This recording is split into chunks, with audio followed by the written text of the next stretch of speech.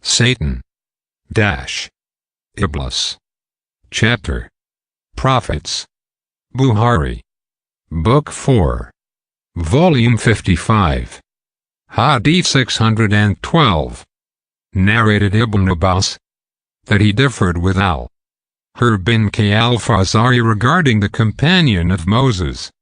Ibn Abbas said that he was Al-Qadir. Meanwhile Yabay bin B passed by them, and Ibn Abbas called him, saying, "My friend and I have differed regarding Moses' companion whom Moses asked the way to meet. Have you heard Allah's apostle mentioning something about him?" He said, "Yes, I heard Allah's apostle saying, while Moses was sitting in the company of some Israelites, a man came and asked him, 'Do you know anyone who is more learned than you?' Moses replied, 'No.' So Allah sent the divine inspiration to Moses. 'Yes, our slave, Qadir, is more learned than you.' Moses asked how to meet him, that is Qadir. So the fish was made as a sign for him, and he was told that when the fish was lost, he should return and there he would meet him. So Moses went on looking for the sign of the fish in the sea. The servant boy of Moses said to him, 'Do you know that when we were sitting by the side of the rock, I forgot the fish, and it was only Satan who made me forget to tell you about it?' Moses said, 'That was what we were seeking after,' and both of them returned, following their footmarks, and found Qadir. And what happened further to them is mentioned in Allah's book.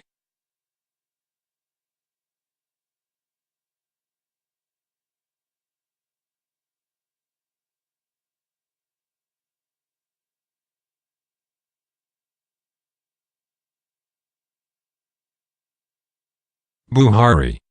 Book 4. Volume 55. Hadith 613. Narrated said bin Jubair, I said to Ibn Abbas, Nafal. Bukhari claims that Moses, the companion of Al-Qadir, was not Moses, the prophet of the children of Israel, but some other Moses. Ibn Abbas said, Allah's enemy, that is Naf, has told a lie. Yabay bin B told us that the prophet said, once Moses stood up and addressed Bani Israel. He was asked who was the most learned man amongst the people. He said, Allah admonished him as he did not attribute absolute knowledge to him. So Allah said to him, yes. At the junction of the two seas there is a slave of mine who is more learned than you. Moses said, O my Lord, how can I meet him? Allah said, take a fish and put it in a large basket, and you will find him at the place where you will lose the fish. Moses took a fish and put it in a basket, and proceeded along with his servant boy, undone, till they reached the rock where they laid their heads, that is, lay down. Moses slept, and the fish, moving out of the basket, fell into the sea. It took its way into the sea straight as in a tunnel. Allah stopped the flow of water over the fish, and it became like an arch. The prophet pointed out this arch with his hands. They traveled the rest of the night, and the next day Moses said to his boy servant, give us our food, for indeed we have suffered much fatigue in this journey of ours. Moses did not feel tired till he crossed that place which Allah had ordered him to seek after.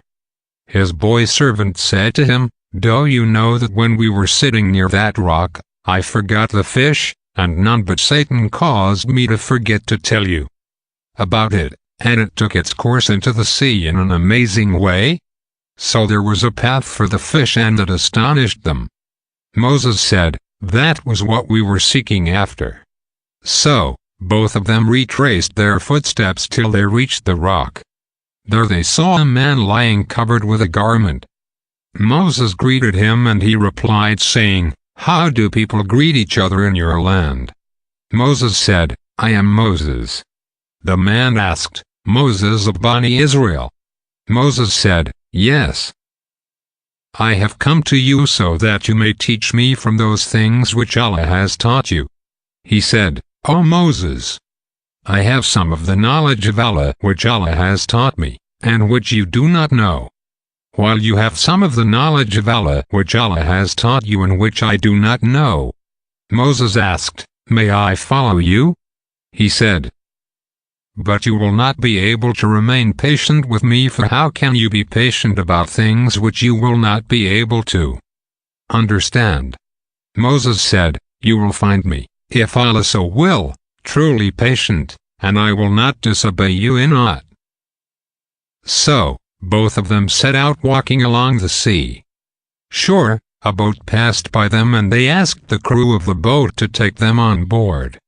The crew recognized Al-Qaeda and so they took them on board without fare. When they were on board the boat, a sparrow came and stood on the edge of the boat and dipped its beak once or twice into the sea. Al-Qaeda said to Moses, O Moses, my knowledge and your knowledge have not decreased Allah's knowledge except as much as this sparrow has decreased the water of the sea with its beak. Then suddenly Al-Qaeda took an adze and plucked a plank, and Moses did not notice it till he had plucked a plank with the adze. Moses said to him, What have you done? They took us on board charging us nothing. Yet I have intentionally made a hole in their boat so as to drown its passengers. Verily, you have done a dreadful thing. Al-Qaeda replied, Did I not tell you that you would not be able to remain patient with me? Moses replied, Do not blame me for what I have forgotten, and do not be hard upon me for my fault. So the first excuse of Moses was that he had forgotten. When they had left the sea, they passed by a boy playing with other boys. Al-Qaeda took hold of the boy's head and plucked it with his hand like this. Sufyan, the sub-narrator, pointed with his fingertips as if he was plucking some fruit. Moses said to him, Have you killed an innocent person who has not killed any person? You have really done a horrible thing. Al-Qaeda said, Did I not tell you that you could not remain patient with me? Moses said, If I ask you about anything after this, don't accompany me. You have received an excuse from me. Then both of them went on till they came to some people of a village, and they asked its inhabitant for wood, but they refused to entertain them as guests. Then they saw therein a wall which was just going to collapse, and Al-Qaeda repaired it just by touching it with his hands. Sufyan, the sub-narrator, pointed with his hands, illustrating how Al-Qaeda passed his hands over the wall upwards. Moses said, These are the people whom we have called on, but they neither gave us food, nor entertained us as guests. Yet you have repaired their wall. If you had wished, you could have taken wages for it. Al-Qaeda said, This is the parting between you and me, and I shall tell you the explanation of those things on which you could not remain patient.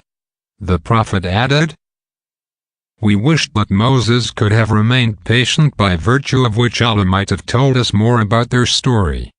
Sufyan, the sub-narrator, said that the Prophet said, May Allah bestow His mercy on Moses.